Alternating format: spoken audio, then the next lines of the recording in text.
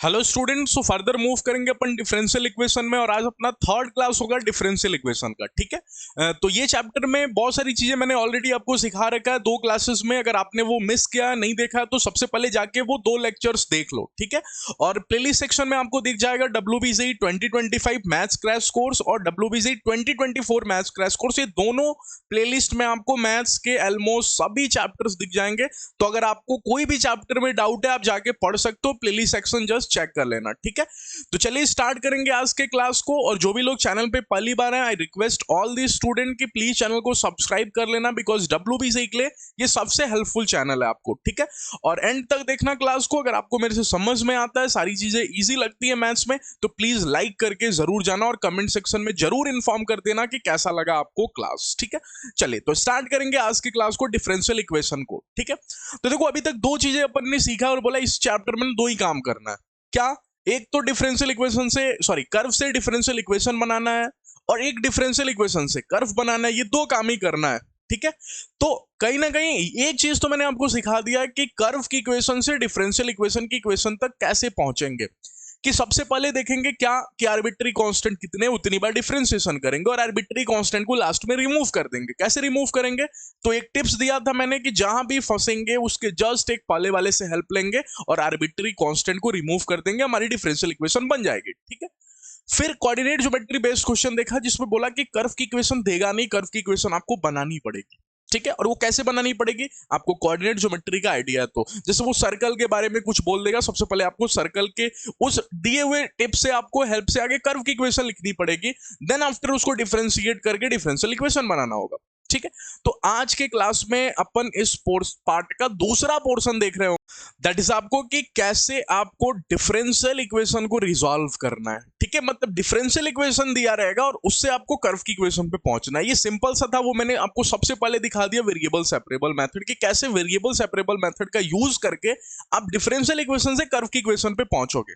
ठीक है, अब आज के क्लास में स्टार्टिंग में आपको मैं कोऑर्डिनेट ज्योमेट्री से थोड़ा रिलेट करूंगा कि कोऑर्डिनेट ज्योमेट्री से सबसे पहले डिफरेंशियल इक्वेशन बन रही होगी और फिर उस डिफरेंशियल इक्वेशन से कैसे मैं कर्व की इक्वेशन पे पहुंचूंगा ये मैं आपको दिखाऊंगा। तो स्टार्टिंग का क्लास बहुत इंटरेस्टिंग होगा, आप ध्यान से देखना। ठीक है, और टेलीग्राम चैनल अगर ज्वाइन नहीं हो अभी तक तो जाके ज्वाइन हो जाओ, लिंक आपको डिस्क्रिप्शन बॉक्स में मिल जाएगा, सारी अपडेट्स मैं आपको वहीं पे शेयर कर देता हूँ। ठीक है, साथ में आपके पास देखो डिफरेंशियल इक्वेशन पढ़ रहे हो, लेकिन अगर आपके पास प्रैक्टिस मटेरियल नहीं है और यहाँ पे जो मैं पढ़ा रहा हूँ उसका नोट्स चाहिए, साथ में आपको पर्सनल मेंटरशिप चाहिए, तो जाके ग्रुप ज्वाइन हो जाओ। लिंक आपको डिस्क्रिप्शन बॉक्स में, गूगल फॉर्म का लिंक डिस्क्रिप्शन बॉक्स में होगा। सिर्फ 149 प्राइस है, तो ज्यादा आपको सोचने की जरूरत नहीं है, जाके जल्दी से गूगल फॉर्म फिल कर दो। ठीक है, चलिए तो स्टार्टिंग के क्वेश्चंस को देखते हैं। मैंने बोला ना स्टार्टिंग का क्लास बहुत इंटरेस्टिंग होगा आज का। ठीक है, जिसमें सबसे पहली लाइन में यहाँ पे बोल रखा है कि आपको कर्व बताने की जरूरत है। ठीक है, यहाँ पे बोल रखा है क्या, फाइंड करो कर्व को। तो कितने लोगों को पता है कि कर्व की इक्वेशन बताना मतलब कहीं ना कहीं सर वो रिजॉल्विंग डिफरेंशियल इक्वेशन है? हाँ,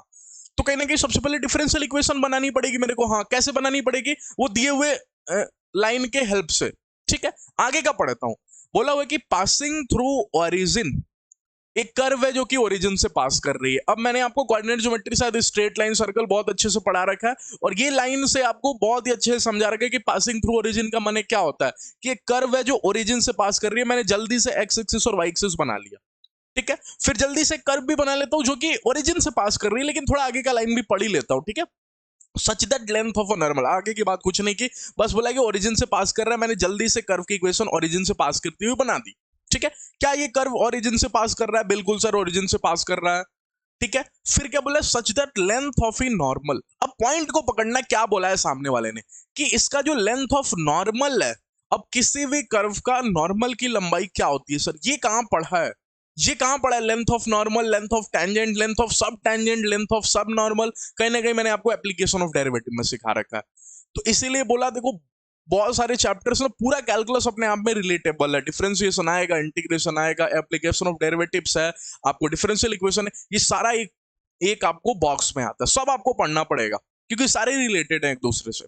ठीक है, तो लेंथ ऑफ नॉर्मल कहीं उसी में पढ़ाया था और बोला था वाई सेक थीटा साइन। ठीक है, आपको याद होगा, तो y sec theta length of normal होता है। फिर बोला length of normal at point P, किसी भी एक पॉइंट पी पे लेंथ ऑफ नॉर्मल जो है equal to the radius vector. अब रेडियस वेक्टर क्या होता है ये सुनना थोड़ा। सबसे पहले मैंने जो यहाँ पे नोटिस किया, जो दिया हुआ था वो दिया हुआ था कि लेंथ ऑफ नॉर्मल भैया, ठीक है, लेंथ ऑफ नॉर्मल इस कर्व की, नॉर्मल की लंबाई is equal to a radius vector के, ठीक है, ये मैंने पता कर लिया। अब मैंने एप्लीकेशन ऑफ डेरिवेटिव चैप्टर को थोड़ा ढूंढा, उसमें सर ने पढ़ा रखा था कि लेंथ ऑफ नॉर्मल कहीं वाई सेक थीटा होता है, ठीक है, वाई माने वो कर्व की इक्वेशन वाली, y sec theta is equal to radius factor. अब कितने लोगों को पता है कि ओरिजिन से पास करने वाला कोई भी कर्व, उसका रेडियस क्या होगा? अब सर्कल में जाओ, क्या रेडियस सिखा रखा है? रेडियस पता करना कि अगर कोई ओरिजिन से पास कर रहा है तो उसका रेडियस क्या होगा? अंडर द रूट में x square plus y square.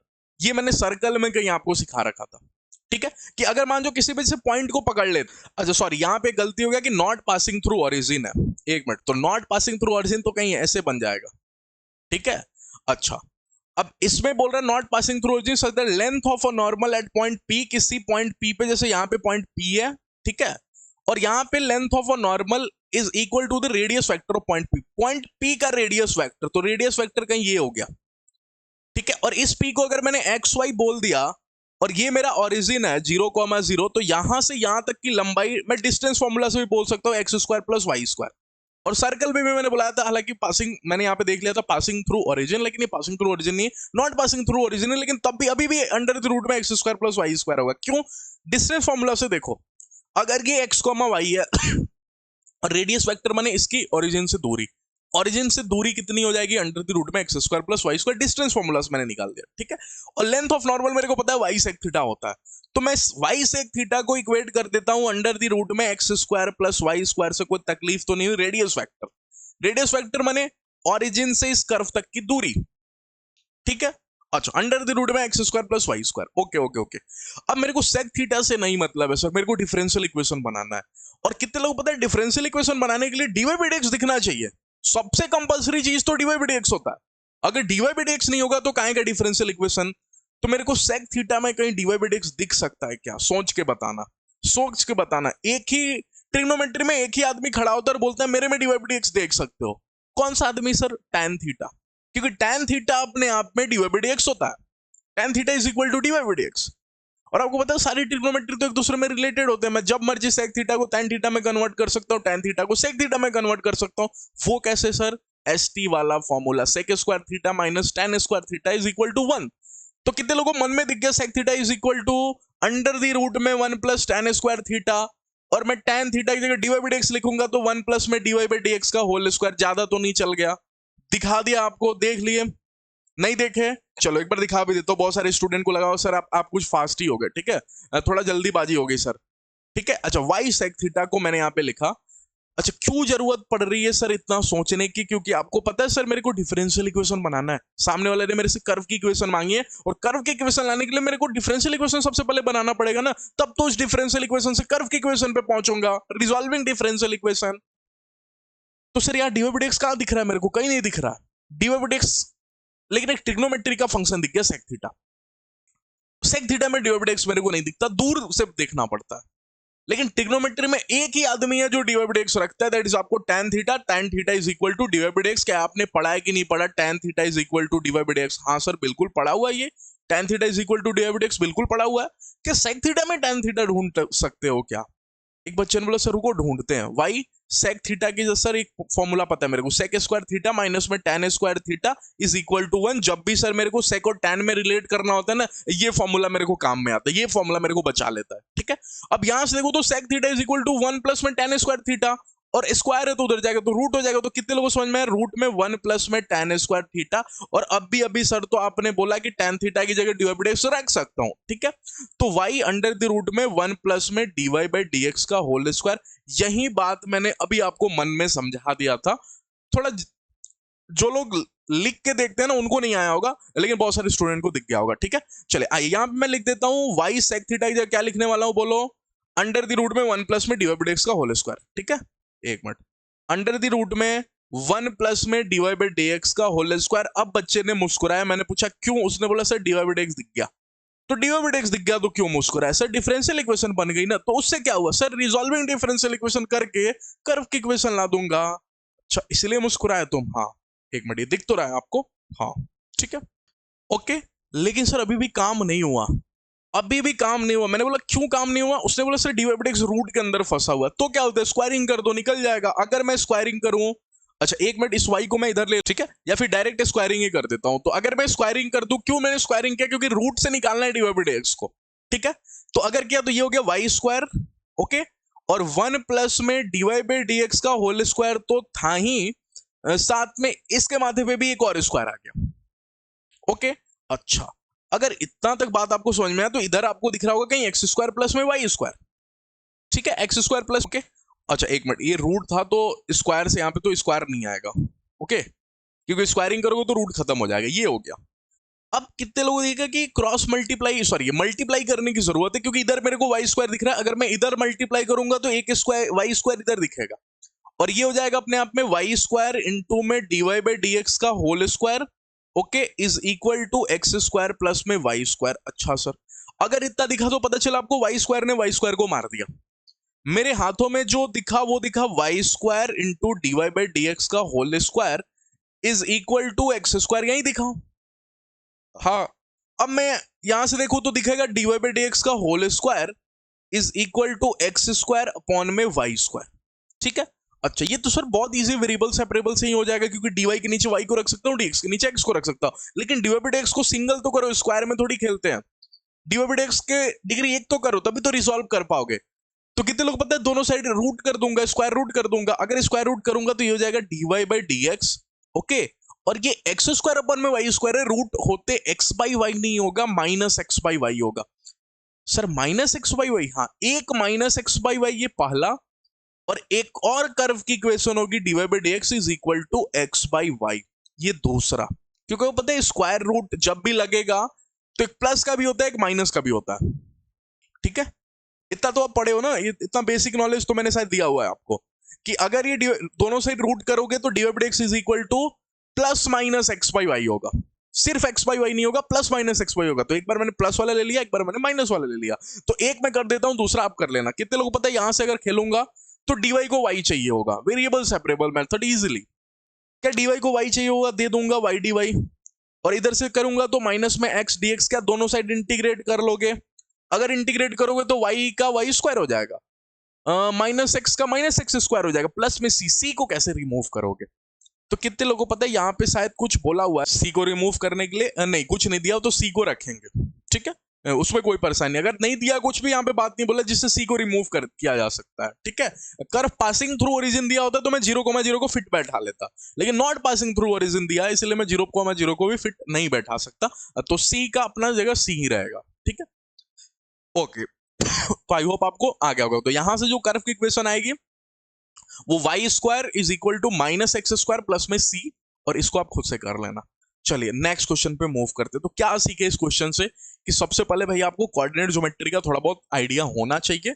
Curve की इक्वेशन दे के डिफरेंशियल इक्वेशन पूछेगा, लेकिन कई बार आपको कर्व की इक्वेशन में ही ना डिफरेंशियल इक्वेशन आएगा, और फिर आपको कर्व की इक्वेशन बनानी पड़ेगी। जैसे देखो सबसे पहली लाइन में यहाँ पे मेरे को दिख गया फाइंड कर्व, फिर से वही काम, फिर से आपको कर्व बताना है। तो कहीं ना कहीं डिफरेंशियल इक्वेशन क्रिएट करना पड़ेगा आपको, डिफरेंशियल इक्वेशन, तब जाके आप कर्व की इक्वेशन पे पहुंचोगे।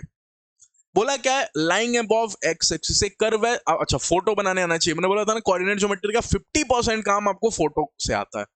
तो लाइंग अबव एक्स एक्सिस, तो मैंने कर्व बनाया, एक मिनट, ये मेरे से थोड़ा सीधा भी नहीं बन पाता, ये स्ट्रेट, ओके, थोड़ा सा मैनेज कर लेना। ये स्ट्रेट हो गया, मैंने जल्दी से एक्स एक्सिस और वाई एक्सिस बना लिया, और बोला हुआ है कि लाइंग अबव एक्स एक्सिस के ऊपर लाई कर रहा है ये कर्व। तो एक्स एक्सिस के ऊपर, कहीं नहीं बोला कि पॉजिटिव में और नेगेटिव में, तो मैं पॉजिटिव साइड ही ले लेता हूँ, बना दिया मैंने कर्व, ठीक है। Lying above x axis, that area bounded between curve and coordinate axis. एक minute, area bounded between curve and coordinate axis, मैंने ये वाली एरिया, एक मिनट, इसको भी मैंने और थोड़ा सा दूर खींच के यहां पे कर दिया। ये जो एरिया है, ये जो एरिया है, ये वाला एरिया, ये इसी की बात कर रहा है। यही हुआ area bounded between curve and coordinate axis, माने कोऑर्डिनेट एक्सिस और कर्व के बीच का जो एरिया है वो उसकी बात कर रहा है। इतना मैंने पकड़ लिया, ठीक है। बोला एरिया बाउंडेड बिटवीन कर्व, माने कर्व ने जिस एरिया को घेरा हुआ है जो कोऑर्डिनेट एक्सिस के साथ है, उसका एरिया की बात कर रहा है, ठीक है। तो मैंने यहां पे लिखते भी जा रहा हूं, area bounded is equal to देखता हूं, कुछ ना कुछ दिया होगा, area bounded is equal to देखता हूं, ठीक है। And variable ordinate coordinate axis and variable ordinate is equal to length of corresponding arc. Arc की बात की इसने, भैया आर्क क्या होता है सुनना, ठीक है। ओके, तो आर्क लेंथ क्या होता है ये सीखना। अच्छा, मैंने सबसे पहले बोल दिया आपको एरिया बाउंडेड, ठीक है। अच्छा, एरिया बाउंडेड मैंने बोल दिया, अब आर्क की लंबाई बोल रहे हैं। आर्क क्या होता है? आर्क माने होता है वो कर्व की पूरी लंबाई, ठीक है, वो कर्व की पूरी लंबाई। अब मान जाओ कि फॉर एग्जांपल ये कर्व कहीं यहां से लेकर यहां तक ही है, मान जाओ, ठीक है। ये कौन सा पॉइंट होगा? X point, okay.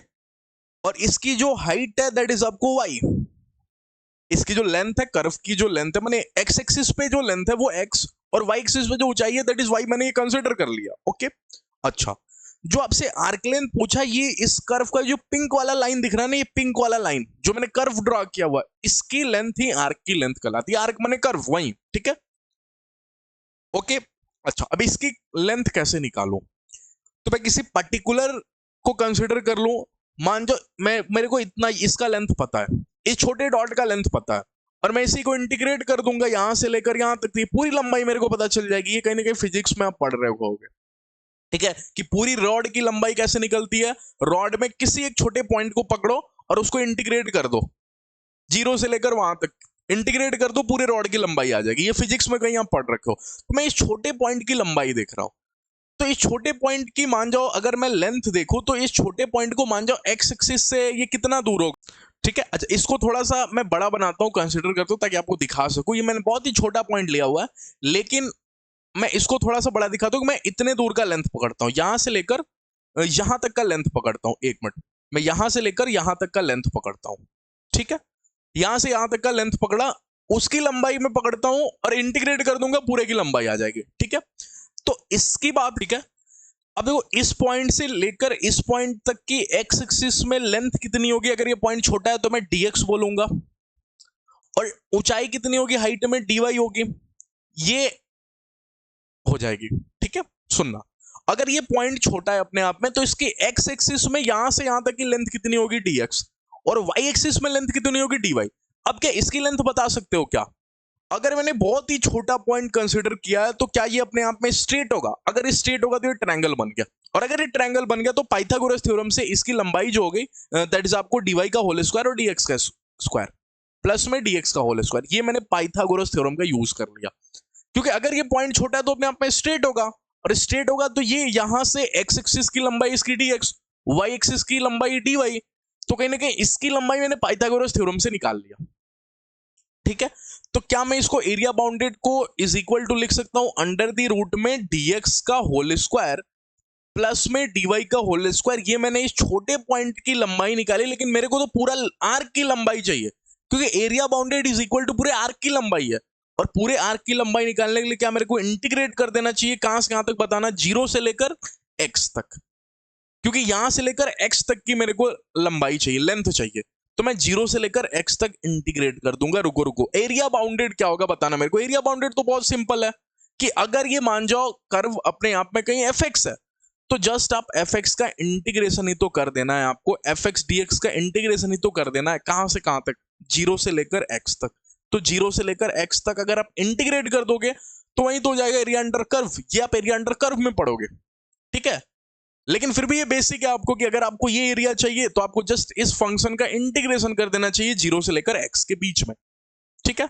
तो वो मैंने, ओके, इज इक्वल टू क्या हो जाएगा? इंटीग्रेशन में जीरो से x अंडर द रूट में dx का होल स्क्वायर प्लस में dy का होल स्क्वायर। सर एक मिनट, dy बाई dx कहां क्रिएट हुआ?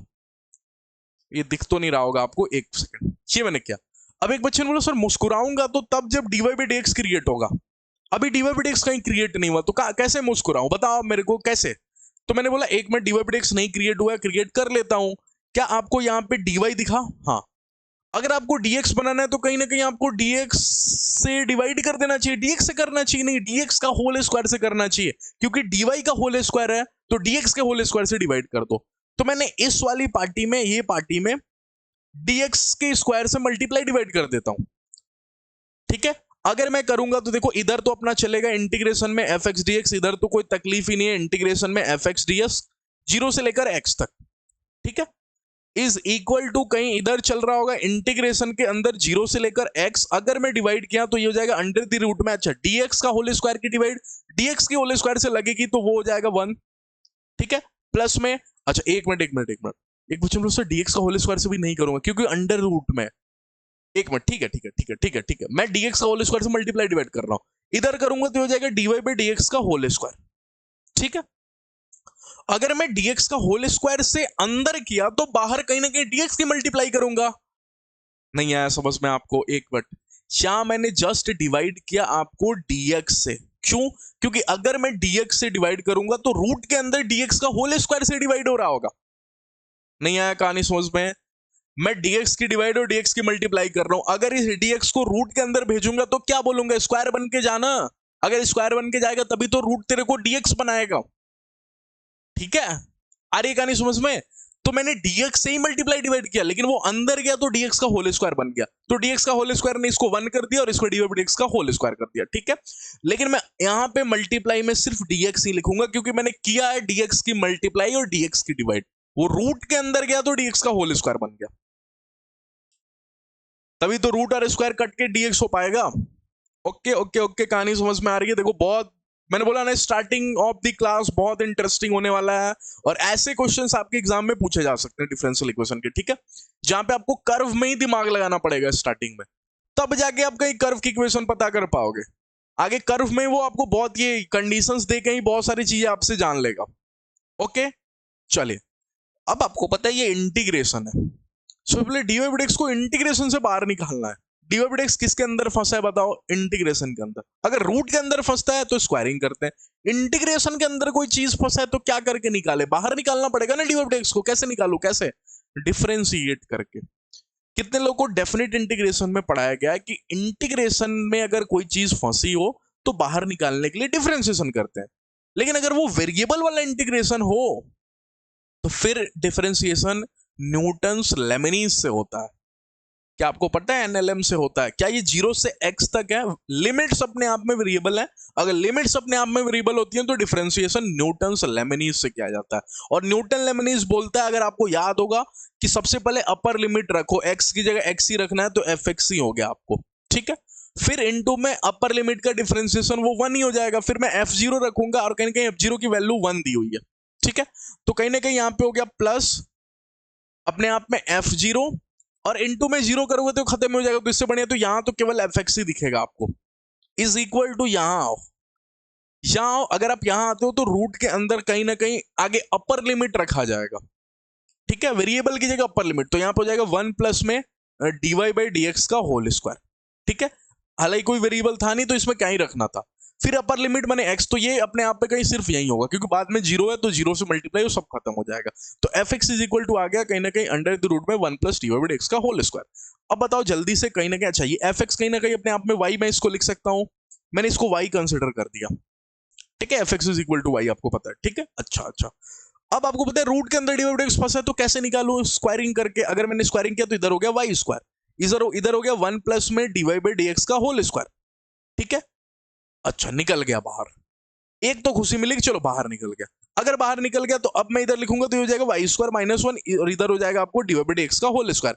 अब मेरे को d y by d x single चाहिए होता है, स्क्वायर में नहीं चाहिए होता है, तो अब क्या करूँ, रूट करूंगा, ठीक है, देखो कितना इंपॉर्टेंट खेल है, तो ये y square minus 1 is equal to d y by d x. Sir एक मिनट, अगर आप रूट करोगे दोनों साइड तो ये तो प्लस माइनस होगा ना, हाँ, तो मैं एक प्लस वाला कर लूं, माइनस वाला आप कर दोगे, ठीक है, तो मैं प्लस वाला पकड़ता हूं। अब यहां पे काम चालू हुआ, अभी तक तो मैं dy बाई dx क्रिएट कर रहा था, तो dy by dx is equal to इधर हो गया अंडर द रूट में वाई स्क्वायर माइनस 1। कितने लोगों को पता है क्या dy के नीचे y वाला पार्टी आ पाएगा क्या, तो वेरिएबल सेपरेबल लग पाएगा क्या, हाँ सर, तो अंडर द रूट में y square minus 1 is equal to dx। अब मैं आगे सॉल्व नहीं करूंगा, इंटीग्रेशन आप करोगे, तो अगर आप इंटीग्रेशन करोगे तो आपको पता चलेगा ये फोटो मैच का क्वेश्चन है, फोटो मैच का क्वेश्चन है, आप फोटो को मैच करो, इंडेफिनिट इंटीग्रेशन मैंने पढ़ा रखा है, आंसर करो, कमेंट सेक्शन में बता देना, ठीक है। इसके बाद में मैं नहीं करूंगा, यहां से आप इंडेफिनिट इंटीग्रेशन, यहां मैं आपकी चेकिंग कर लेता हूं कि आपको इंडेफिनिट आता है कि नहीं। ये फोटो मैच करोगे ना, अंडर द रूट में एक्स स्क्वायर माइनस ए स्क्वायर क्या होता है, मैंने सिखा रखा है फॉर्मूला, ठीक है, और डीएक्स का क्या हो जाएगा एक्स, एक्स प्लस में सी। अच्छा यहाँ पे सी को रिमूव भी कर सकते हो, f0 की जगह 1, तो f0 इज इक्वल टू 1, मैंने कहीं x की जगह 0 और y की जगह 1, यहां पे रख के c पता कर सकते हो, ठीक है। ओके, मान जाओ ये कल को इंटीग्रेट होके y is equal to x plus में c आएगा, मैंने लेट कर लिया, ये इंटीग्रेट होके इतना आया, ठीक है, ये इंटीग्रेट होके इतना है। आप इंटीग्रेशन खुद से करना और c पता करके मेरे को c खाली बता देना आंसर कमेंट सेक्शन में, मेरे को कमेंट सेक्शन में केवल c की वैल्यू बता देना। तो अगर f0 इज इक्वल टू 1 दिया, मैंने x की जगह 0 और y की जगह 1 रखना है, x की जगह मैं 0 रख दूं, y की जगह 1 रख दूं, तो क्या c की वैल्यू 1 आ गई? हाँ, तो ऐसे निकाल लोगे c, यहाँ पे c भी निकाला जा सकता। ओके, चले नेक्स्ट क्वेश्चन के ऊपर मूव करते हैं। बोला कर्व पासिंग थ्रू 2,3। अच्छा, ये इसलिए बोल दिया था कि आप c निकाल पाओ, ये पासिंग इसलिए दिया हुआ है पासिंग 2,3 क्योंकि लास्ट में आपके पास जो कर्व की इक्वेशन आएगी उसमें c भी होगा, देख रहे हो ना, आपको c भी रह रहा है, ठीक है, तो c निकालने के लिए दे रखा है 2,3, ठीक है। सेटिस्फाइंग दिस, अब इसको पकड़ना होगा, इसके अलावा मेरे पास कोई ऑप्शन नहीं, मैंने इसको पकड़ा, ये दिया हुआ है 0 से x, ओके। अच्छा, t की जगह मैंने t रखा, इनटू में yt लिखा हुआ है, यहाँ पे dt लिखा हुआ है, इज इक्वल टू कहीं ना कहीं एक्स स्क्वायर इंटू yx लिखा हुआ है, ठीक है। अच्छा, खुद से पूछो आपको क्या कर्व चाहिए, हाँ, तो सबसे पहले dy बाई dx बनाना पड़ेगा। हाँ सर, क्या क्या स्टेप्स है मेरे को बताओ, अगर ऐसे क्वेश्चंस में क्या स्टेप्स है? क्या सबसे पहले dy बाई dx बनाना पड़ेगा? हाँ, dy बाई dx को अकेला करना पड़ेगा, मैंने स्क्वायर में है तो रूट करके, रूट के अंदर है तो स्क्वायर करके, ये सभी गणित लगा के, आप देख रहे हो ना मैंने कैसे मैथ्स लगाया हुआ है, यहाँ पे स्क्वायर है, रूट के अंदर है तो मैंने स्क्वायरिंग किया, स्क्वायर है तो मैं रूट कर रहा हूं, तो कहीं ना कहीं मेरे को dy बाई dx लेके आ जाना है, कैसे भी करके मेरे को dy बाई dx लेके आ जाना है। देन आफ्टर वेरिएबल सेपरेबल लगेगा तो वेरिएबल सेपरेबल करके इंटीग्रेशन करना है, कर्व की इक्वेशन मिल जाएगी। अगर कल को वेरिएबल सेपरेबल नहीं लगेगा तो अगला पढ़ रहे हैं ना होमोजेनियस डिफरेंशियल इक्वेशन, आज के क्लास में ही पढ़ेंगे, तो एचडीई से कर रहे होंगे, ठीक है, रिजॉल्विंग डिफरेंशियल इक्वेशन का यूज करेंगे, ठीक है। अच्छा अच्छा अच्छा, एक मिनट सर, कहीं ना कहीं मेरा फंक्शन ना इंटीग्रेशन के अंदर फंसा है, तो आगे फंक्शन आएगा तब तो dy बाई dx आएगा ना, तो इंटीग्रेशन के अंदर कोई चीज फंसा है, मेरे को इंटीग्रेशन से बाहर निकालना है, लिमिट्स अपने आप में वेरिएबल है, तो न्यूटन्स लेमनीज, ये तो डेफिनेट का पार्ट है, मैंने डेफिनेट में पढ़ा रखा है, ठीक है। अच्छा, तो कहीं ना कहीं बोलता है कि वेरिएबल की जगह अपर लिमिट रखो, तो मेरे को t की जगह x रखना चाहिए, x और yx, ओके। फिर अपर लिमिट का इनटू में x करोगे, वही बात वही हो जाएगा, अपर लिमिट का डिफरेंशिएशन x का 1 हो जाएगा, is equal to x square into y x, okay, ठीक। अच्छा, एक मिनट डिफरेंशिएशन कर रहे थे, तो इसका तो कर दिया, और इसका डिफरेंशिएशन कौन करेगा? सॉरी, इसका डिफरेंशिएशन कर दिया, ये डिफरेंशिएशन कैसे किया? न्यूटन लेमनीज से। अब इसका डिफरेंशिएशन करूं, ये मैंने क्या किया? डिफरेंशिएशन, ठीक है। अब इसका भी तो डिफरेंशिएशन किया जाएगा ना, अगर इसका डिफरेंशिएशन किया जाएगा तो इसका डिफरेंशिएशन कैसे होगा? यू डॉट वी से, सिंपल, इसका डिफरेंशिएशन यू डॉट वी से होगा, तो बोलो एक्स स्क्वायर का डिफरेंशिएशन क्या हो जाएगा? 2x, और वाई एक्स को मैंने सेपरेट रखा सिर्फ, ठीक है। अच्छा, वाई एक्स की वाई एज्यूम कर लूं, क्योंकि वाई एक्स मैंने वाई एक्स का फंक्शन है, तो y x is equal to y होता है, तो मैंने y x is equal to y बोल दिया, y x is equal to y, ठीक है, ओके। तो अगर मैं इसको वाई बोलूं तो मैंने वाई को साइलेंट रखा, 2xy, ओके। अच्छा, प्लस में फिर मेरे को एक्स स्क्वायर को साइलेंट रखना चाहिए, वाई एक्स अपने आप में वाई और वाई का कहीं ना कहीं dy बाई dx होता है, ओके। अच्छा, इधर देख रहा हूं तो इधर पता चल रहा है, अभी अभी मैं वाई एक्स को वाई बोल चुका, तो ये एक्स वाई है इज इक्वल टू 2xy है, प्लस में x square into dy by dx। ये तो बड़ा सिंपल क्वेश्चन है सर, इसमें तो dy बाई dx बनाने के लिए ज्यादा तकलीफ भी नहीं हुई मेरे को, ठीक है। कहीं ना कहीं यहाँ पे देखूंगा तो एक्स वाई माइनस में 2xy माइनस का एक्स वाई केवल दिखेगा, इज इक्वल टू मेरे को दिखेगा sir x square into dy by dx, ठीक है, तो बड़ा सिंपल है, ठीक है। तो कहीं ना कहीं मैं सर एक्स से एक एक्स मार दूंगा, तो ये कहीं हो जाएगा सर माइनस में y is equal to x into dy by dx। अब सर बड़ा आसान है कि x को y दो, सॉरी dx को x दो, y dy को y दो और फिर कर लो, ठीक है। तो क्या मेरे को यहाँ पे dx अपॉन में x लिख देना चाहिए, is equal to minus dy upon में y लिख देना चाहिए, फिर इंटीग्रेट कर लेना चाहिए, क्या dx अपॉन में x का ln x होगा, इज इक्वल टू क्या माइनस ln y प्लस में ln c लिख दूं क्या? ln c क्यों? क्योंकि अगर हर जगह ln फैला हुआ है तो c भी अपने जगह ln c लिखवाना पसंद, ठीक है। और कितने लोगों को पता है यहां पे अगर मैं देखूं तो c भी निकाला जा सकता है, कैसे? c निकालने के लिए क्या करोगे आप? कहीं ना कहीं दिया 2,3 से पास कर रहा है तो रख दोगे 2,3। अगर आप इसमें 2,3 रखते हो, 2,3 सेटिस्फाई कराते हो, मैंने x की जगह 2 और y की जगह 3, तो फिर आपको c आ जाएगा, और c निकाल के आप मेरे को बस कमेंट सेक्शन बता देना, ठीक है। चलिए नेक्स्ट टॉपिक के ऊपर मूव करते हैं, दैट इज आपको reducible to variable separable method, okay. ये reducible to variable separable method क्या है, सुनना। वेरिएबल सेपरेबल का ही दूसरा पार्ट है, रेड्यूसिबल टू वेरिएबल सेपरेबल। कई बार क्या होगा ना कि आपको एक्स और वाई इजिली सेपरेट नहीं होगा। अगर एक्स और वाई सेपरेट हो गया, जैसे इस केस में देखो कितना इजिली सेपरेट हो गया, मैंने एक्स डीएक्स की जगह एक्स डीएक्स को एक्स दिया, डीवाई को वाई दिया, हो गया काम मेरा, ठीक है। लेकिन कई बार ये नहीं होगा, हमेशा नहीं होगा। जैसे इस क्वेश्चन में देखो, क्या फंक्शन के अंदर a x plus b y plus c है, क्या इसमें कर पाओगे सेपरेट? नहीं कर पाओगे ना। तो ऐसे क्वेश्चन में reducible to variable separable use किया जाता है, ओके। लेकिन रेड्यूसिबल टू वेरिएबल सेपरेबल का भी एक कंडीशन है। क्या कंडीशन है? कि ये फॉर्म होना चाहिए dy by dx और कोई लीनियर फंक्शन यहां पे होना चाहिए। जैसे क्वेश्चन देखोगे ना तब समझ में आ गया, ऐसे नहीं समझ पाओगे, ठीक है। अच्छा, करना क्या ये भी मैंने बता रखा है कि लीनियर फंक्शन को t बोल देना है, डिफरेंशिएट करना है और dy by dx को रिमूव करना है, ठीक है। जैसे देखो यहां पे दिया dy by dx is equal to 4x plus y का होल स्क्वायर। क्या ये अपने आप में लीनियर है? हाँ। क्या यहां से आप dy की जगह y पहुंचा भेज सकते हो क्या? नहीं ना, नहीं भेज सकते ना। कैसे नहीं भेज सकते? क्योंकि अपने आप में 4x प्लस वाई है और आप सिर्फ y को उधर नहीं भेज सकते। प्लस और माइनस में चीजें होती है तो थोड़ी सेपरेट कर सकते हो, नहीं कर सकते ना। तो क्या करना पड़ेगा? कहीं ना कहीं इसका रेड्यूसिबल टू वेरिएबल से काम चलाना पड़ेगा। और मैंने बोला लीनियर को पकड़ना है। लीनियर क्या है? 4x प्लस में y प्लस में 1 और उसको बोलना है बेटा तुम t बन जाओ। अगर ये t बना, अगली लाइन में मेरे को dy by dx निकालना है ताकि मैं dy by dx को रिमूव कर सकूं। अगर मैं यहां पे डिफरेंशिएशन करता हूं तभी तो dy by dx आएगा। तो 4x की जगह 4 हो जाएगा, प्लस में y की जगह dy by dx हो जाएगा। और 1 बेचारा कांस्टेंट था, मार खा के मर गया, dt by dx इधर हो गया, ठीक है। अच्छा, तो कितने लोगों को समझ में है कि dy by dx की जगह मैं एक चीज लिख सकता हूं। क्या लिख सकता हूं?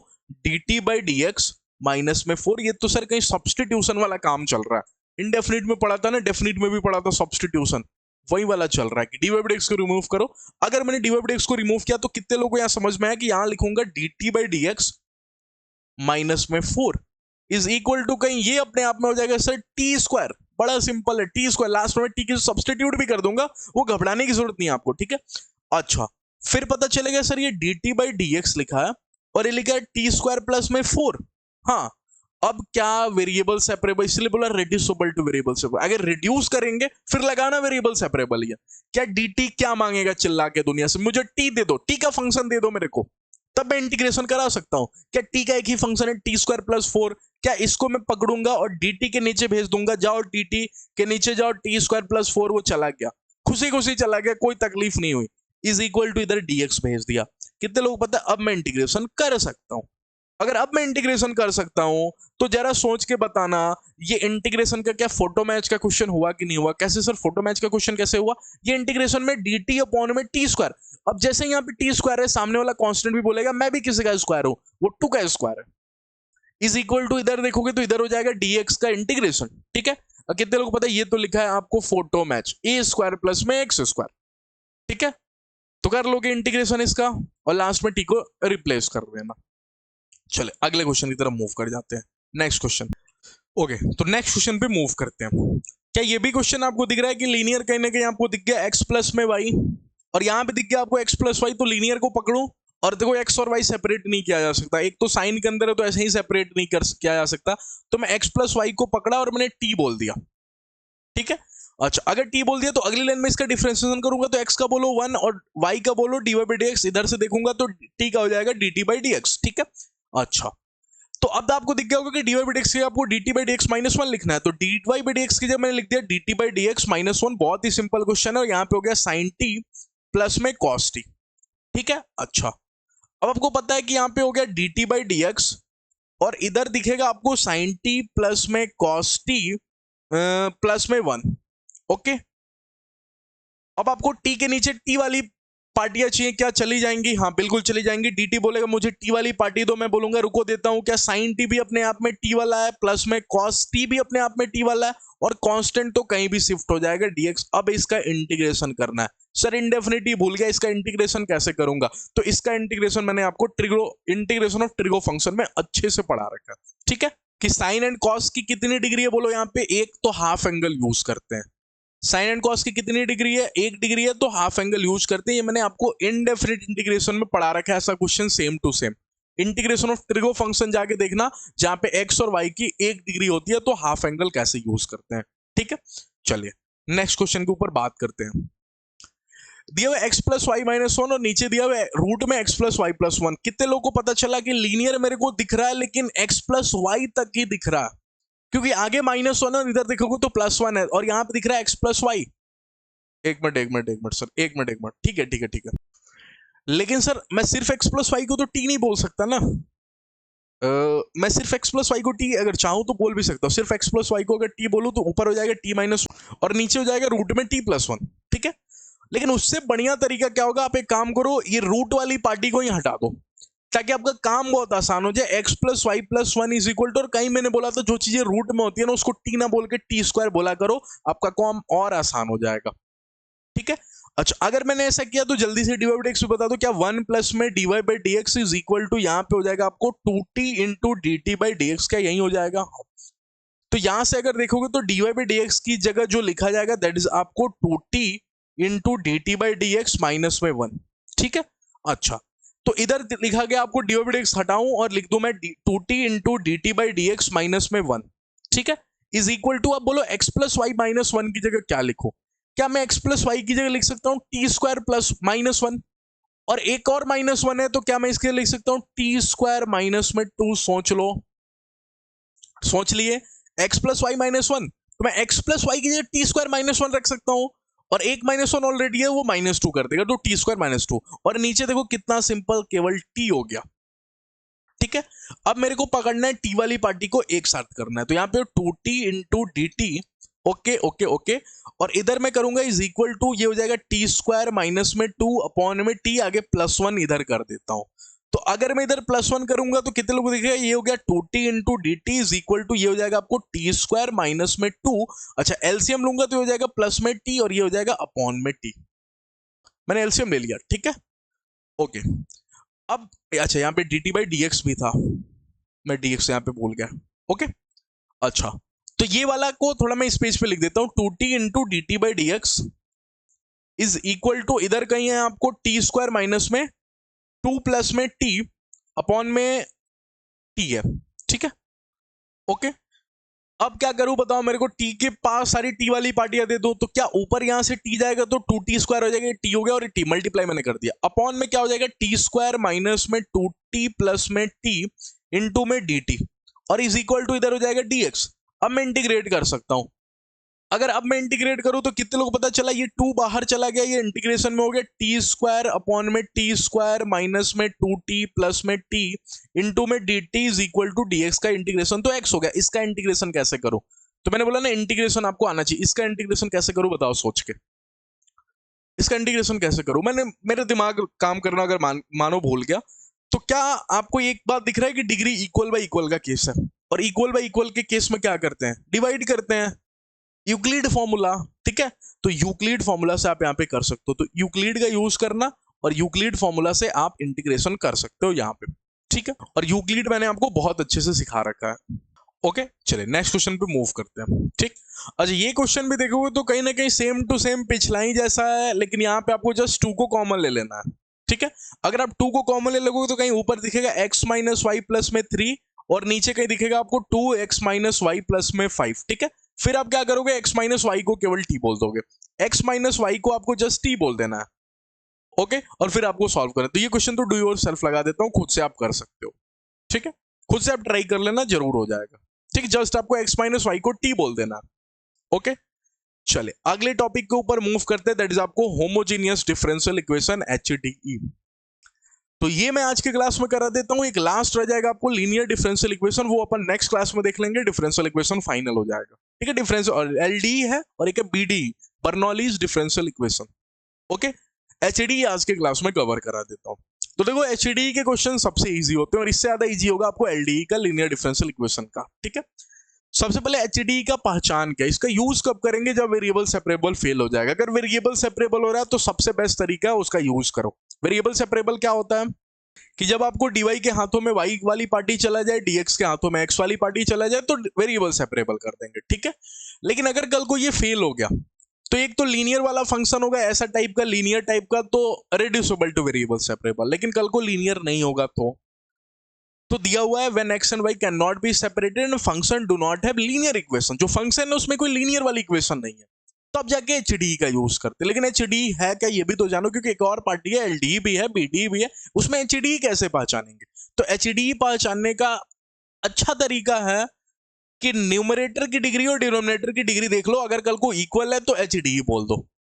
न्यूमरेटर की डिग्री और डिनोमिनेटर की डिग्री बराबर होना चाहिए। जैसे सर बोलना है कि एग्जांपल देना, एक्स स्क्वायर अपॉन में वाई स्क्वायर, क्या न्यूमरेटर की डिग्री और डिनोमिनेटर की डिग्री बराबर है? हाँ, तो बिल्कुल एचडी है, होमोजेनियस डिफरेंशियल इक्वेशन। ठीक है, अच्छा अगर कल को मैंने यहां पे देखा एक्स वाई अपॉन में वाई स्क्वायर, अब बोलो क्या ये एचडी है? मैं बोलूंगा सर एक वाई से एक वाई खत्म हो जाएगा, एक्स बाई वाई हो गया, ये एक एक डिग्री, हाँ बिल्कुल बराबर है। और ऐसे भी देखोगे एक्स की डिग्री एक, वाई की डिग्री एक, ऊपर की डिग्री दो और नीचे की डिग्री दो, तो ये बिल्कुल एचडी है। ठीक है, एक्स स्क्वायर वाई अपॉन में वाई, क्या ये एचडी है? वाई नहीं, मैं यहां पे लिख देता हूं, लेट्स से यहां पे लिख देता हूं मैं, वाई रहने दो, क्या ये एचडी है? बिल्कुल नहीं। क्यों? कि वाई से वाई कैंसिल करोगे तो सिर्फ 2 रह जाएगा, ऊपर की डिग्री 2 नीचे की डिग्री 1, ये एचडी नहीं है। ठीक है, ओके। अच्छा ये तो तरीका था, लेकिन आसान तरीका क्या है ये सुनना। आसान तरीका ये है कि अगर कल को आप y को रिमूव करके vx रखते हो, y की जगह vx, तो कोई भी x का टर्म नहीं बचना चाहिए। अगर कोई भी x का टर्म नहीं बचा तो वो एचडी है। एक तीसरा तरीका भी बताऊं, क्वेश्चन में कभी भी आपको y बाई एक्स दिखे, देखो यहाँ पे v इज इक्वल टू क्या हो जाएगा, y बाई एक्स। कभी भी आपको y बाई एक्स दिखे तो आप एचडी बोल देना। ठीक है, क्योंकि देखो ऊपर की डिग्री एक और नीचे की डिग्री एक, तो y बाई एक्स जहां भी दिखे आप एचडी बोल देना। ठीक है, चलो जैसे कि एग्जांपल दिखाता हूं आपको, नहीं समझ में आया तो कि एग्जांपल से सिखाता हूं आपको एचडी पहचानने का तरीका। ठीक है, अच्छा यहां पे दिया 2xy dy by dx। Okay, अच्छा अगर मैं यहां पे देखूंगा तो dy by dx मैंने यहां पे लिखा, इधर करूंगा तो ये हो जाएगा एक्स स्क्वायर प्लस में वाई स्क्वायर अपॉन में 2xy। जल्दी से मेरे को ऊपर की डिग्री बताओ कितनी? एक बच्चे ने बोला सर ऊपर की डिग्री 4, मैं बोलता हूं नहीं, प्लस का है ये, प्लस में डिग्रियां ऐड नहीं होती, तो ऊपर की डिग्री 2 है, नीचे की डिग्री बोलो मल्टीप्लाई की टाइम डिग्री ऐड हो जाता है, एक्स की डिग्री 1 और वाई की डिग्री 1, तो ओवरऑल डिग्री 2, तो ऊपर की डिग्री 2 नीचे की डिग्री 2, ये तो सर डिग्री इक्वल है, और अगर डिग्री इक्वल है तो एचडी है, बिल्कुल है। ये मैंने मेथड 1 से पता कर लिया। ठीक है, अच्छा अगर मैं मेथड 2 का पता करूं तो मैंने बोला था मेथड 2 में y is equal to vx रखो। अगर मैं y की जगह vx रखता हूं, यहां पे चलो मेरा dy by dx अभी है, मैं dy by dx ही रखता हूं, लेकिन एक मिनट, अगर सर y की जगह vx रखोगे तो कहीं ना कहीं dy by dx भी बदलना पड़े, वो बाद में करते हैं। ठीक है, अभी y की जगह vx रखते हैं, तो यहां पे हो गया एक्स स्क्वायर, अच्छा y की जगह vx रखा तो ये हो गया v स्क्वायर एक्स स्क्वायर। ठीक है, अच्छा और यहां पे देखोगे तो ये हो गया 2x इंटू में y की जगह vx रखना है, तो मैंने यहां पे v इंटू एक्स रख दिया। कितने लोगों को पता चला एक्स स्क्वायर कॉमन आएगा, और नीचे भी एक्स स्क्वायर, तो एक्स स्क्वायर खत्म हो जाएगा, ऊपर जो मेरे को दिखेगा दैट इज 1 प्लस में बी स्क्वायर अपॉन में 2v। क्या आपको x रहा? क्या कोई भी x का टर्म नहीं बचना चाहिए, no term of x left. अगर कोई भी x का टर्म नहीं है तो मैं इसको बोलूंगा ये एचडी है। ठीक है, ये बिल्कुल एचडी है, होमोजेनियस डिफरेंशियल इक्वेशन। और क्वेश्चन के तरीके में क्या बोला कि कभी भी आपको y बाई एक्स दिख जाए क्वेश्चन में तो आप एचडी के तरीके से सॉल्व करोगे। ठीक है, करना क्या है आपको यहाँ पे, अब मैं सिखाता हूं आपको। करना सिंपल है कि y is equal to v x रखना है, पुट करना है y is equal to v x, ये पहला स्टेप हो जाएगा, स्टेप 1। ठीक है, और स्टेप 2 फिर क्या करना है, find dy by dx, find dy by dx and remove it. यही काम करना है जो अभी अभी थोड़ा देर पहले भी कर रहे थे। y is equal to v x मानना है और dy by dx को रिमूव कर देना। अच्छा कितने लोगों को एक बात यहीं से दिख गया कि अगर y is equal to v x है तो y बाई एक्स जहां जहां देखूंगा क्या मैं v डायरेक्ट रख सकता हूं कि नहीं रख सकता हूं? हाँ बिल्कुल। जैसे इस क्वेश्चन की बात करूं तो यहां पे मैं dy by dx को अकेला छोड़ता हूं, अभी अभी मैंने छोड़ा था यहाँ पे पिछले क्वेश्चन में dy by dx को अकेला, सारी पार्टियों को उधर लेके चला गया था। ठीक है, तो ये हो गया एक्स स्क्वायर प्लस में वाई स्क्वायर अपॉन में 2xy। ठीक, तो अब भी मैंने क्या सिखाया कि एचडी के क्वेश्चन कैसे सॉल्व होंगे, y is equal to v x रख के। अगर मैं y is equal to v x रखता हूं तो ये हो गया एक्स स्क्वायर प्लस में y is equal to v x, मैंने v square into x square. ठीक है, अपॉन में नीचे देखूंगा तो ये हो गया 2 इंटू में x इंटू में y की जगह v x, that is v into x. Okay, और dy by dx को रिमूव करना भी सबसे बड़ा काम होता है। तो देखो dy by dx एक काम करो, एचडी वाले तरीके में मैं यहाँ पे याद ही कर लो कि dy by dx क्या हो जाएगा, यहाँ से dy by dx देखो तो ये हो जाएगा v प्लस में, क्योंकि vx का आप डिफरेंशिएशन तो u डॉट v रूल से करोगे ना, तो मैंने v को साइलेंट रखा, x का डिफरेंशिएशन 1, v प्लस में, फिर v का डिफरेंशिएशन क्या हो जाएगा dv बाई dx, और x भैया मेरा साइलेंट हो गया। तो dy बाई डी एक्स की जगह मैं लिख सकता हूं v प्लस में x into dv by d x. मैंने v को साइलेंट रखा, x का डिफरेंशिएशन 1, फिर मैंने v का डिफरेंशिएशन किया dv by d x into में x को साइलेंट रखा, ठीक है। तो मैं dy बाई डी एक्स की जगह लिख सकता हूं v प्लस में x into dv by d x. ये याद ही कर लो, कुछ देर के लिए तो याद ही कर सकते कि बार बार ये काम नहीं करना पड़े। v प्लस में x into dv by d x, ठीक है। अच्छा, तो इधर मैंने लिखा v प्लस में x इंटू डी, ओके। तो यहां पे देखा आपने x इंटू, मैं लिख दूंगा यहाँ पे dv बाई डी एक्स, ठीक है, dv by d x, okay. अब इधर देखूंगा तो अभी अभी मैंने यहाँ पे दिखाया था आपको कि 1 प्लस में वी स्क्वायर अपॉन में 2v हो गया था, क्योंकि एक्स स्क्वायर कॉमन आएगा और कैंसिल हो जाएगा। 1 प्लस में वी स्क्वायर अपॉन में नीचे हो गया 2v, ठीक है। अच्छा, फिर आप देखोगे कि यहाँ पे v है और यहाँ पे पूरी पार्टी अपने आप में v की है, तो v के हाथों में पूरी v वाली पार्टी देके कुछ कैलकुलेट करके ला लेंगे, ठीक है। तो यहाँ पे लिखूंगा v माइनस में 1 प्लस में वी स्क्वायर अपॉन में 2v, ठीक है, 2v, और इधर आपको है प्लस में x into dv by d x. इसको मैं उधर लेते जाऊं क्या, ठीक है, ये माइनस का उधर जाएगा तो उधर हो जाएगा माइनस का, कोई दिक्कत नहीं है। तो इधर हो गया माइनस का x इंटू में dv बाई डी एक्स, ठीक है, dv by d x, okay. अच्छा, अब इसको अगर सॉल्व करें अपन तो नीचे हो गया आपको 2v और यहां से हो गया 2v स्क्वायर माइनस में 1 प्लस में v स्क्वायर, सॉरी माइनस का v स्क्वायर, एक मिनट, माइनस का वी स्क्वायर, क्योंकि यहाँ पे माइनस है ना, तो माइनस के कारण यहाँ पे माइनस हो जाएगा। Minus v square is equal to minus में x into DV by x. तो कितने लोगों को दिखा, ऊपर कहीं सर मेरा हो गया वी स्क्वायर माइनस में 1 और नीचे हो गया मेरा 2v is equal to minus में x into DV by d x, ठीक है। तो अगर इधर खेलूंगा तो ये हो जाएगा dx अपॉन में x, dx के हाथों में मैंने x दे के सेपरेट कर दिया, ठीक है, माइनस का, इज इक्वल टू यहां पे देखूंगा तो कहीं 2v अपॉन में v square minus 1 into dv, ठीक है, और फिर मैं दोनों को इंटीग्रेट कर दूंगा। कितने लोगों को पता है यहाँ 1 डिग्री का डिफरेंस है, 1 डिग्री का डिफरेंस होता है तो इंटीग्रेशन कैसे करते हैं, सब्स्टिट्यूशन मेथड से। मैं वी स्क्वायर माइनस 1 को t बोलूंगा, ऊपर वाला dt बन जाएगा। तो ये तो इंटीग्रेशन का काम है, ये मैं नहीं कर रहा, ये मैं आपको इंडेफिनिट में बहुत अच्छे से सिखा के रखा हूं, ठीक है। फिर भी मैं तरीका बता दे रहा हूं, जैसे उस वाले में बता दिया कि आपको हाफ एंगल फॉर्मूला यूज करो और खुद से कैलकुलेट करो, क्योंकि अब आपको कुछ काम खुद से करना पड़ेगा, तब जाके आप सीख पाओगे, ठीक है। और यहाँ पे देखो वी स्क्वायर माइनस 1, फिर मैंने तरीका बता दिया, अगर आप भूल भी रहे हो कि 1 डिग्री डिफरेंस है, और 1 डिग्री डिफरेंस में क्या करते हैं, substitution method. V square minus 1 को t बोलूंगा, ये ऊपर वाला अपने आप में dt बन जाएगा, ठीक है। चले अगले क्वेश्चन की तरफ मूव करते हैं, नेक्स्ट क्वेश्चन, ठीक है, ओके। सर यहाँ पे तो मेरे को दिख ही नहीं रहा है कि एच डी है कि क्या है, यहाँ पे कहाँ दिख रहा है एच डी है कि क्या है। तो थोड़ा ध्यान से देखो, मैंने आपको कहीं बोला हुआ है कि एच डी का पहचान होता है y by x, y by x H D की पहचान होती है, एच डी की पहचान वाई बाई एक्स होती है। क्या आपको यहाँ वाई दिखा, अगर इस एक्स को आप जिस दिन इधर भेजोगे वाई बाई एक्स दिख जाएगा आपको, और वाई बाई एक्स दिखना मतलब एच डी होना, ठीक है, एच डी की पहचान होती है वाई बाई एक्स। मेरे को जल्दी से क्या करना है, जैसे ही पता चला एच डी है, क्या करना है, y is equal to v x बोल देना है। और अगर y is equal to v x है तो डी बाई डी एक्स मैंने आपको बोला कुछ देर के लिए, चलो याद कर लो, एग्जाम के लिए नहीं बोला, एग्जाम के लिए बिल्कुल नहीं बोला, उस टाइम तो आप निकाल लोगे, अभी बहुत सारे एचडी के क्वेश्चन करेंगे, इसलिए आप याद कर लो d by d x is equal to y plus में x into DV by d x, ठीक है। आओ अब सब्स्टिट्यूट करने की बारी है।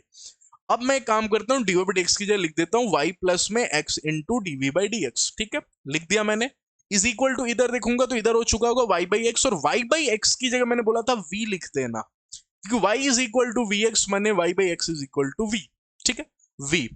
और यहां पे देखो तो ln y माइनस एक्स तो दिखाने के लिए ये ln y बाई एक्स है, क्योंकि ln अगर माइनस में हो तो डिवाइड में हो जाता है, तो ये ln v है कहीं, क्योंकि ln y बाई एक्स माने ln v, y by x को आप v बोलोगे, ठीक है।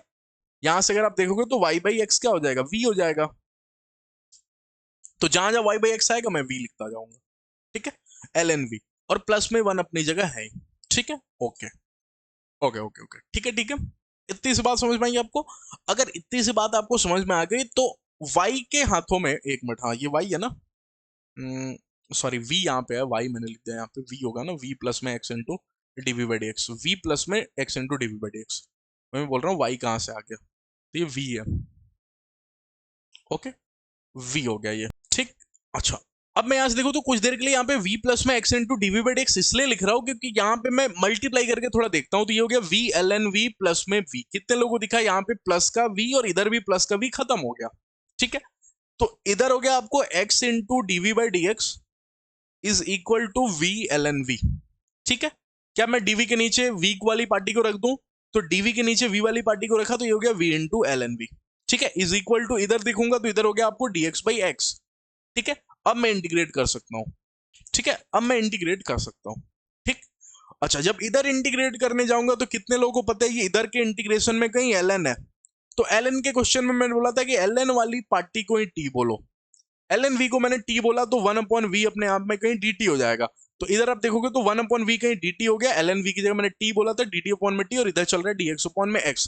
कितने लोगों को पता है इसका इंटीग्रेशन हो जाएगा ln t, और t की जगह मैं फिर से ln v रख दूंगा is equal to dx by x की ln x प्लस में हर जगह ln है इसलिए ln c। ओके, कर लोगे? 1 2 3 3 क्वेश्चन बचा हुआ है, ठीक है। ये क्वेश्चन में आते हैं y बाई एक्स, तो डायरेक्ट दिख गया, तो ये क्वेश्चन मैं आपको चाहूं तो डू योर सेल्फ दे दूंगा, इससे इजी क्वेश्चन कुछ होगा नहीं, डायरेक्ट y बाई एक्स दिख गया। क्या डी बाई एक्स को डायरेक्ट आप सब्सटीट्यूट करोगे तो लिखोगे v प्लस में x into DV by x, अब तो मेरे को भी याद हो गया, ठीक है, is equal to y by x की मैंने v रख दिया, ठीक, प्लस में इसकी जगह मैं tan रखूंगा, y बाई एक्स की जगह v रखूंगा तो tan v हो गया, ठीक है। अब आपको दिख गया कि ये v ने ये v को मार दिया, क्योंकि इधर भी v प्लस में इधर भी v प्लस में, v ने v को खत्म कर दिया। क्या मैं dv के नीचे tan v लिख सकता हूं?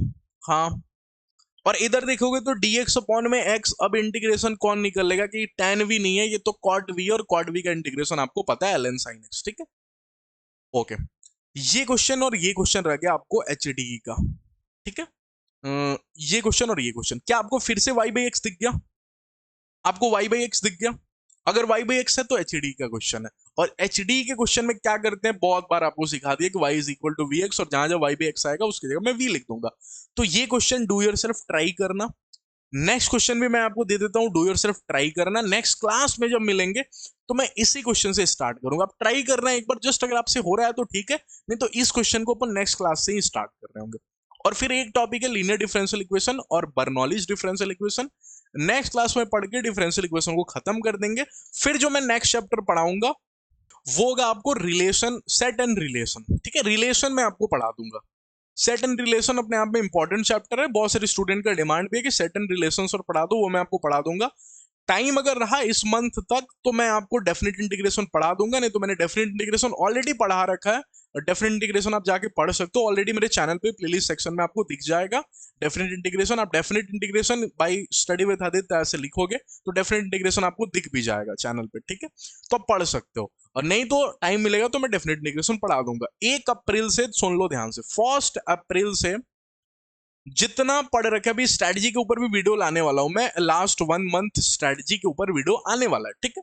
1 अप्रैल से सिर्फ और सिर्फ एक ही काम करना है, PYQ practice, previous year question, 1 अप्रैल से लेके 25 अप्रैल तक, और 26 को कुछ नहीं करना, रिवाइज करना है एक दिन में, जितना कुछ भी पढ़ा है, शॉर्ट नोट जितना भी बना रखा है उतना रिवाइज करना, और 27 तारीख को आपका पेपर है।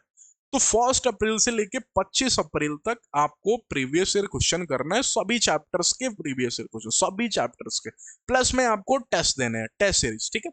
अगर आपने टेस्ट सीरीज कहीं से ज्वाइन रखा है तो ठीक है, नहीं तो आप एक काम कर सकते हो, मैंने बोला था ना टेस्ट सीरीज आपको नहीं मिल रहा, तो एक काम बिल्कुल ईमानदारी से कर सकते हो कि जो प्रीवियस ईयर क्वेश्चन है ना, जो प्रीवियस ईयर क्वेश्चन है उसको भी आप टेस्ट की तरह अटेम्प्ट कर सकते हो। 3 घंटे का पेपर होगा, 3 घंटे का, सॉरी 2 घंटे का पेपर मैथ्स का सेट करके प्रीवियस ईयर क्वेश्चन को ही एज एग्जाम सॉल्व कर सकते हो, अगर आपके पास टेस्ट सीरीज नहीं है तो, ठीक है।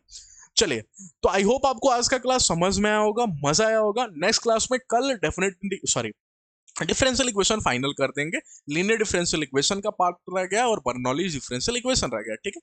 तो मिलते हैं नेक्स्ट क्लास में। Thank you all of you, पढ़ाई करते रहो, कोई भी डाउट हो तो कमेंट सेक्शन में पूछ लो, और इस चैनल को प्लीज सब्सक्राइब कर दो और ज्यादा से ज्यादा शेयर करो, क्योंकि बहुत ही हेल्पफुल चैनल है फॉर WBJ एग्जाम, ठीक है। चलिए मिलते हैं नेक्स्ट क्लास में, thank you all of you.